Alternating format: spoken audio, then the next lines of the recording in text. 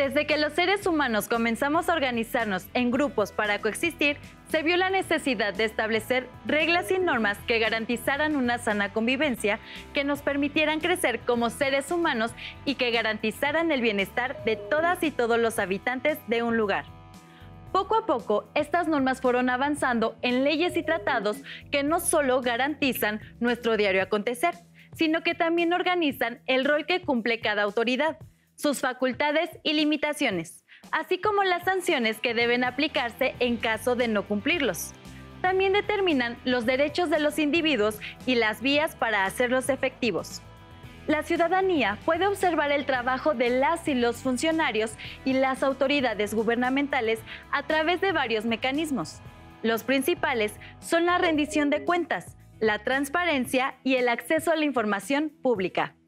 Estos tres recursos operan en conjunto como una opción para las y los ciudadanos, no solo para vigilar el correcto actuar de las autoridades, sino también fungen como una forma de participación social. Es decir, también son formas de mostrar acuerdos y desacuerdos, de denunciar eventos injustos, de opinar sobre las decisiones que se toman y que nos afectan directamente. Para cumplir y hacer cumplir las leyes, es importante que todas y todos nos involucremos a través de los mecanismos que se nos brindan. La opinión y la participación es esencial y necesaria si queremos vivir en democracia. Para platicar sobre estos temas, hoy tenemos al licenciado Armando Villalobos Albarrán, un experto en el tema. Bienvenido, maestro. Gracias, es un gusto estar con ustedes. Esto es Cívica y Ética en Diálogo. ¡Comenzamos!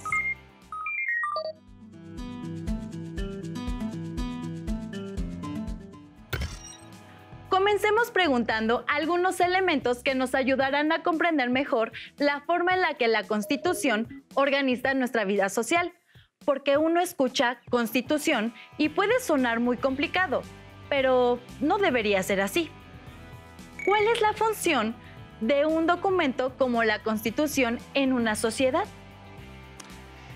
En una sociedad, una Constitución establece y organiza los elementos del Estado, precisa y delimita su territorio, define quiénes son considerados como mexicanas y mexicanos, sus derechos y obligaciones, y establece el sistema de gobierno, definiendo los poderes en que se divide y precisando sus funciones, facultades y límites. La que rige actualmente en nuestro país fue promulgada el 5 de febrero de 1917 por Venustiano Carranza en el Teatro de la República de la ciudad de Querétaro.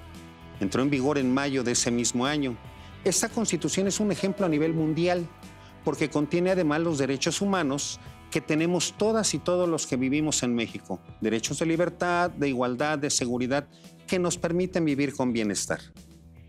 Entonces, este documento es muy importante porque delimita muchas de las funciones de las autoridades y define nuestros derechos como ciudadanos y ciudadanas.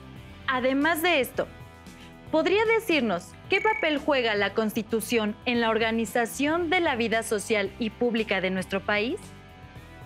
La Constitución, como ley máxima, regula y organiza la vida democrática de nuestro país. Es una convención social resultado de luchas y demandas históricas de diversos sectores de nuestro pueblo, como las y los campesinos, los trabajadores y trabajadoras, entre otros. En ella se expresan los valores de nuestra sociedad, las formas de acceder al poder y los controles para su ejercicio. La Constitución proporciona un conjunto de principios y reglas básicas que permiten una sana convivencia entre los miembros de una sociedad. Como hemos mencionado, en ella se encuentran organizados los elementos del Estado, el territorio, la población y el gobierno.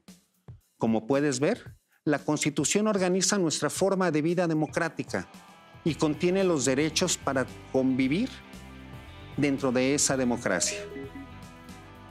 Sabiendo esto, vemos cómo la Constitución no es una ley que podamos ignorar o dejar pasar de largo. Debido a su importancia, es necesario cumplirla. ¿Podría decirnos quiénes están obligados y obligadas a cumplir la Constitución? Como bien lo mencionaste, la Constitución no es una ley que pueda ignorarse. No es una ley como las demás. Es la ley suprema en nuestro país, lo que significa que está por encima del resto de las leyes. y estas deben ser congruentes con los principios o postulados que en ellas se plantean. Por esta razón, todas y todos los mexicanos estamos obligados a cumplirla, tanto las y los ciudadanos como las mismas autoridades. Si todas y todos los mexicanos estamos obligados a cumplirla, significa también que según la Constitución, todas y todos tenemos derechos. Efectivamente, la Constitución establece que todas las personas tenemos derechos para proteger nuestros bienes fundamentales, como vida, salud, libertad, propiedad, privacidad, legalidad, seguridad y otros. Pero además, las autoridades en el ejercicio de sus funciones están obligadas a respetar tales derechos y a resolver nuestras peticiones, considerando siempre aquello que beneficie la protección de tales derechos. Es decir, siempre resolverá a favor de la persona y del bien común. Es así, tomamos como ejemplo que un juez deberá resolver con justicia y respetando las reglas del juicio cuando pretenda afectar alguno de los derechos de un ciudadano o ciudadana, como la libertad, al ordenar la prisión de una acusada o un acusado. Además de la Constitución, ¿qué otros documentos existen que señalen y protejan los derechos de la ciudadanía? Existen tratados internacionales. Un tratado internacional surge cuando dos países llegan a un acuerdo sobre cómo relacionarse, cómo resolver asuntos de interés o cómo atender asuntos del bien común. Al llegar a un acuerdo, celebran un pacto, o mejor dicho, un tratado bilateral, es decir, que obliga a ambos a cumplirlos. Los países que celebran un tratado están obligados a respetarlo, y al igual que ocurre con las y los ciudadanos, si surgen diferencias y desacuerdos sobre la interpretación o aplicación de un tratado, pueden acudir a instancias o mecanismos internacionales, como comisiones o tribunales, quienes resolverán el conflicto. Hablemos ahora de aquellos y aquellas quienes trabajan directamente en estas instituciones, quienes deben vigilar, cumplir y hacer cumplir las leyes y prestan un servicio a la sociedad. Los llamados funcionarios, funcionarias, servidoras o servidores públicos. ¿Qué es y cuáles deben ser las obligaciones de las y los servidores públicos? Un servidor o servidora pública es una persona que brinda un servicio de utilidad social y presta servicios al Estado. Esto quiere decir que aquello que realiza beneficia a otras personas y no genera ganancias privadas, más allá del salario que pueda percibir la persona por este trabajo. Las y los servidores públicos son responsables política, penal y administrativamente por actos o omisiones en que incurran en el desempeño de sus respectivas funciones. Son responsables de sus actos durante el desempeño de la función pública. Deben ser honestas y honestos en cada una de sus tareas de servicio público y deben capacitarse y perfeccionarse en su área de trabajo. Como ciudadanos y ciudadanas, ¿podemos conocer la labor de las y los servidores públicos? No solo podemos, sino que ellas y ellos están obligados a darla a conocer y nosotros y nosotras debemos exigirla. Todos los ciudadanos y ciudadanas tienen derecho a ser informados e informadas acerca de los asuntos públicos, a conocer con detalle en qué se gasta el dinero de las contribuciones y a contar con datos claros y suficientes para evaluar el desempeño de las y los servidores públicos. ¿A través de qué mecanismos podemos conocer las funciones de las y los servidores públicos?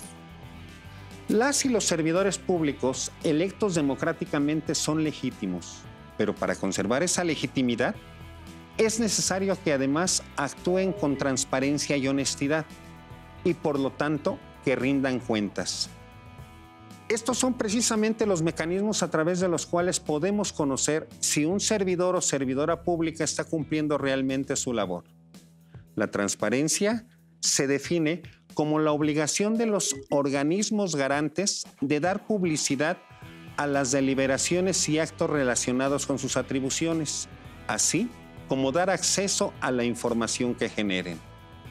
Por su parte, la rendición de cuentas es un deber que tienen las y los servidores públicos de informar, justificar y responsabilizarse pública y periódicamente ante la autoridad superior o la ciudadanía por sus actuaciones y sobre el uso de los fondos asignados y los resultados obtenidos, procurando siempre la satisfacción de las necesidades de la colectividad, con apego a criterios de eficiencia, eficacia, transparencia y legalidad.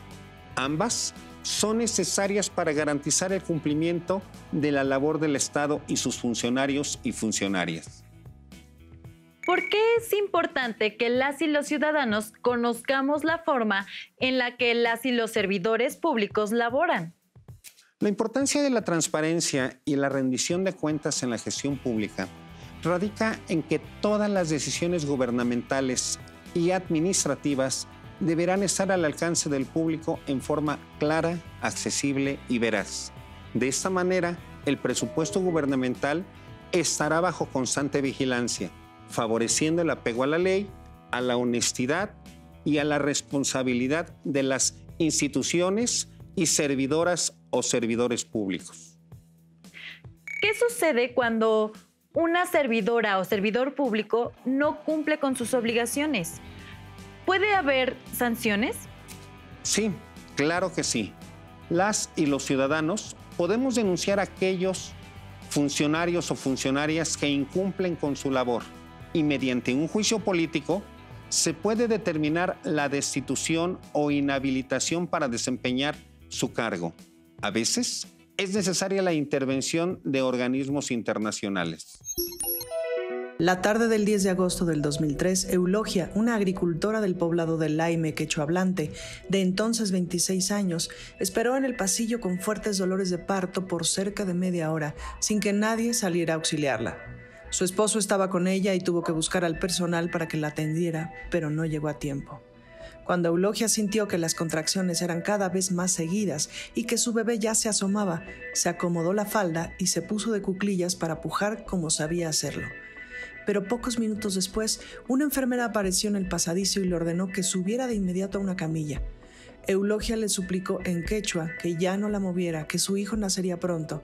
Amajina Kaichu, amañá Kuyurichihuachú, ya no me mueva, por favor. Ya no me mueva, por favor, repitió varias veces. La enfermera Gladys Limanchi no le hizo caso. La tomó fuerte de las muñecas para levantarla y en medio del forcejeo, Eulogia expulsó al niño, que cayó bruscamente de cabeza al suelo. Ese golpe sería el inicio de una serie de abusos contra Eulogia y Sergio, quien como consecuencia de un estado de asfixia neonatal sufrió lesiones cerebrales irreversibles. Nunca habló ni caminó, quedó ciego y tuvo convulsiones frecuentes. Eulogia no lo sabía entonces, pero fue víctima de violencia obstétrica. Lejos de ser un fenómeno aislado, este tipo de violencia contra las mujeres es una forma de vulneración de sus derechos fundamentales, extendida y normalizada en los servicios de salud. Se lee en un histórico informe de las Naciones Unidas, publicado en septiembre de 2019. La Organización Mundial de la Salud la reconoció 5 años antes como un problema de salud pública y planteó una reforma en la atención de las mujeres en el sistema médico. En el año 2014, la OMS apoyó un cambio en todo el modelo de atención médica que violenta a las mujeres, dándoles más poder de decisión sobre su embarazo y su parto. La Comisión Interamericana de Derechos Humanos presentó en el 2020 al Estado peruano un informe final sobre el caso de la agricultora cusqueña Eulogia Guzmán, víctima de maltratos que generaron daños irreversibles a su hijo durante su parto en un centro de salud. Su expediente es el primero que se examina como una causa de violencia obstétrica en esa instancia.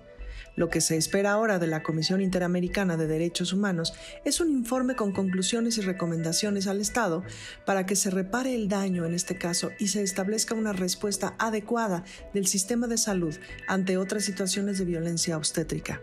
Si el Estado peruano no cumple, la Comisión remite el caso a la Corte Interamericana de Derechos Humanos, donde se puedan ordenar otras medidas de justicia y reparación a Eulogia.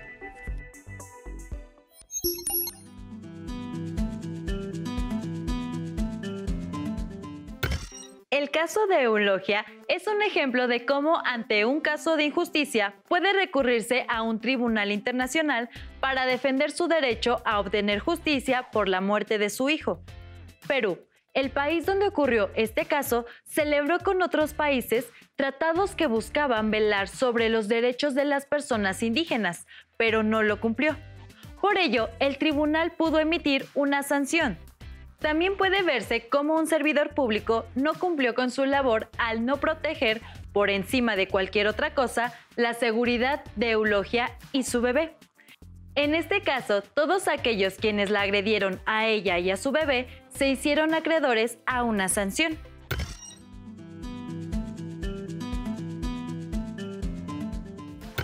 Entonces, tras ver este caso, observamos cómo para conocer la labor de las y los servidores públicos es elemental estar informados e informadas sobre las acciones que realizan. Pero, ¿cómo podemos tener acceso a esta información? Es muy importante entender que el acceso a la información es también un derecho y el que las autoridades garanticen este acceso es una forma de rendir cuentas. Deben cumplir con su obligación de divulgar información relacionada con las actividades de las instituciones del Estado y con los asuntos públicos. Es decir, transparentando y poniendo en una caja de cristal el desempeño de las y los servidores públicos, el manejo de los recursos que ejercen y en general toda la información pública que es de interés de los ciudadanos y las ciudadanas. ¿Por qué es importante que las y los jóvenes conozcan los mecanismos de transparencia, rendición de cuentas y acceso a la información? La evidencia muestra que los y las jóvenes desempeñan un papel clave en la construcción y el fortalecimiento de la gobernabilidad democrática. Como grupo, tienen un potencial transformador único para cambiar y reformar la política y la gobernabilidad democrática, para que sean más inclusivas, representativas y mejoren su rendición de cuentas. Muchos y muchas jóvenes están involucradas hoy en día en organizaciones que vigilan el cumplimiento de sus derechos. Ya vimos que es deber de las autoridades garantizar el acceso a la información a las y los ciudadanos. ¿También deben garantizarlo a las y los niños, adolescentes y jóvenes? Por supuesto. Y debe garantizar además que sea totalmente comprensible para ellas y ellos. La familia, la comunidad y el Estado deben garantizar que ellos y ellas puedan buscar, recibir y difundir información e ideas de todo tipo y por cualquier medio. Asimismo, los y las familiares deben orientar, supervisar y, en su caso, restringir las conductas y hábitos de niños, niñas y adolescentes, siempre que atiendan el interés superior de la niñez. Las familias, la comunidad y el Estado siempre deberán tomar en cuenta la opinión del niño o niña de acuerdo con su edad y grado de madurez. Los observatorios se crearon originalmente para realizar observaciones astronómicas. Sin embargo, en años recientes se utilizaron para realizar análisis sobre fenómenos sociales. El primer observatorio en México se instauró en el año de 1997. Desde hace algunos años, la figura del observatorio surge para analizar diversos temas o problemas de la realidad social con diversidad de métodos, técnicas de recolección y análisis de datos. Por ejemplo, inmigración, innovación, violencia intrafamiliar, delincuencia, entre otros. El término observatorio también es empleado para referirse a un portal o a un sitio web, un instrumento de análisis, un espacio de observación y en algunos casos, con fin de dar notoriedad, se asigna a cualquier actividad apoyada en las tecnologías de información y comunicación, como el seguimiento y evaluación. Todo observatorio busca dos propósitos elementales: investigar, es decir, revisar, describir, caracterizar, evaluar, discutir, cuestionar, sugerir los contenidos que aparecen en el espacio de observación pertinente a su área de interés. Segundo objetivo, informar a la comunidad los hallazgos que ocurren en ese proceso. Los observatorios juveniles buscan revisar los temas que incumben a la población joven. Por ejemplo, el Observatorio de Derechos Juveniles, el ODJ, nació en 2014 como un espacio juvenil que promueve la rendición de cuentas y el monitoreo legislativo. Tras 6 ediciones, el observatorio se ha consolidado como un espacio que promueve la evaluación de políticas públicas de los gobiernos locales, específicamente en Ciudad de México, Tlaxcala y Oaxaca.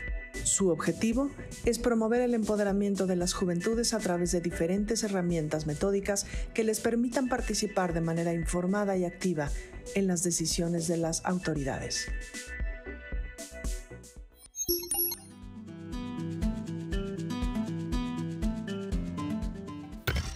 ¿Considera usted que es importante que las y los jóvenes tengan mayor participación social y política, como vimos en la cápsula sobre observatorios ciudadanos? Es esencial.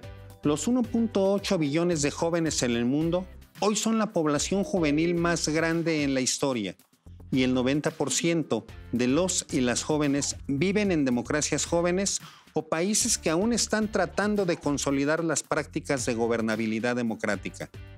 En muchos casos, estos y estas jóvenes son la primera generación en sus respectivos países en haber vivido la mayor parte de sus vidas, si no todas, bajo una forma democrática de gobierno. Además, la mayoría de estos países recientemente democráticos o en transición han logrado avances significativos en el desarrollo humano. Para las y los jóvenes, esto ha sido crucial para mejorar o comenzar a construir sus perspectivas y aspiraciones a futuro. A pesar de todo esto, los y las jóvenes continúan siendo los más afectados y afectadas por las altas tasas de desempleo, las oportunidades educativas limitadas, el bajo desarrollo de habilidades y otros desafíos. Por ello es necesario que conozcan y se involucren en las decisiones que se toman y que puedan afectarles directamente. Además, estarían ejerciendo su derecho a opinar y construir un futuro donde vivan con educación de calidad, trabajo, salud y en armonía. Como vimos a lo largo de la sesión, la Constitución Política Mexicana reconoce el derecho de las y los ciudadanos a solicitar y obtener información en poder de servidoras y servidores públicos o autoridades.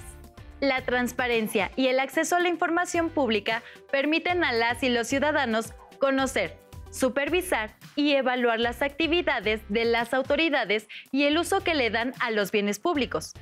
Las autoridades actúan con transparencia cuando ponen a disposición de las y los ciudadanos información clara y confiable sobre sus actividades y los asuntos públicos. Participar de forma informada y velar por el cumplimiento de nuestros derechos nos transforma en una sociedad cada vez más democrática. Con esto nos despedimos y les damos las gracias por acompañarnos. Agradecemos al licenciado Villalobos por habernos compartido su experiencia. ¡Hasta la próxima! Hasta la próxima. Si tienes dudas o necesitas ayuda, llama al Centro de Apoyo Pedagógico a Distancia. El número de teléfono para secundaria es el 55 36 01 71 23. Si requieres consultar los libros de texto en versión digital, recuerda que los puedes encontrar en la página conalitec.cep.gov.mx.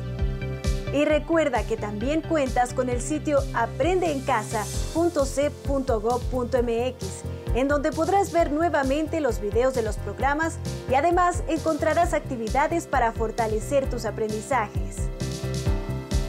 También te invitamos a que consultes la plataforma nuevaescuelamexicana.cep.gov.mx.